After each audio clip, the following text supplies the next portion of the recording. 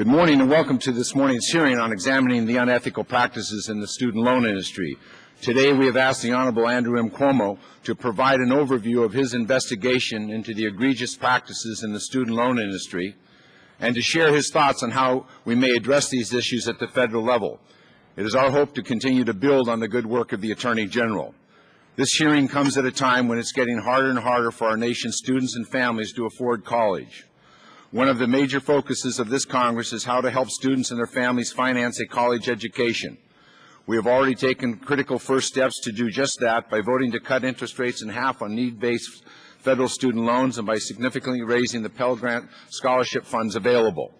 We also have introduced legislation to boost financial aid for students at no new cost to the taxpayers by making the federal student loan programs more efficient. But as we work to make colleges more affordable, we also have the obligation to make sure that our nation's federal student loan programs are working as intended to help students and families pay for college. It has become extremely clear that these programs have been hijacked by third parties who are more interested in boosting their bottom lines than serving the best interests of students and families. Between the conflicts of interest, the unethical practices revealed between lenders and schools, and the improper use of the National Student Loan Database to questionable stock holdings by public officials, we are talking about a system that is spinning out of control. The blame rests not just with the lenders and the individuals who exploited these programs, but also with this administration. Its failure to conduct proper oversight or to hold industry accountable has harmed students and families, borrowers, and taxpayers, all of whom will ultimately pay the price for these corrupt practices.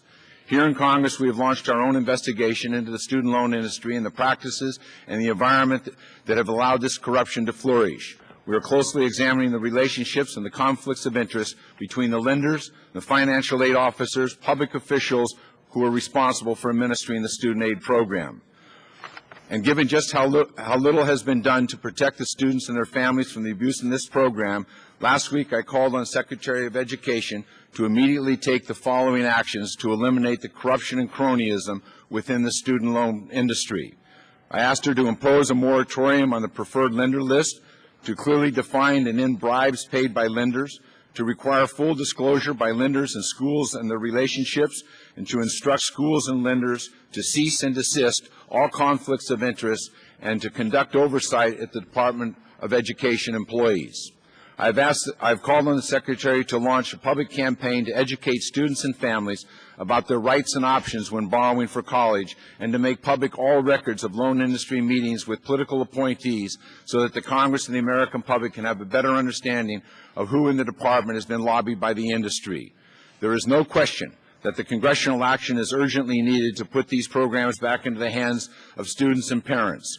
Earlier this year, I've introduced legislation on the Student Loan Sunshine Act that would clean up the relationship with lenders and schools.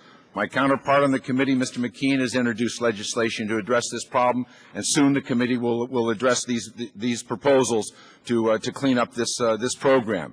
I hope what we learned today helps us to build on these bills and to bring a sea change of reforms needed to this industry.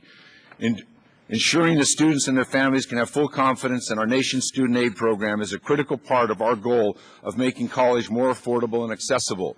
Again, I want to thank our witness for joining us today and for the important work that he is doing on behalf of students and families in New York and across the country, for all of the contribution he has made to bring this problem to light and to encourage others to protect the students and families in their states to proceed in a manner which he has to get these programs right side up and once again looking after the interests of students and their families.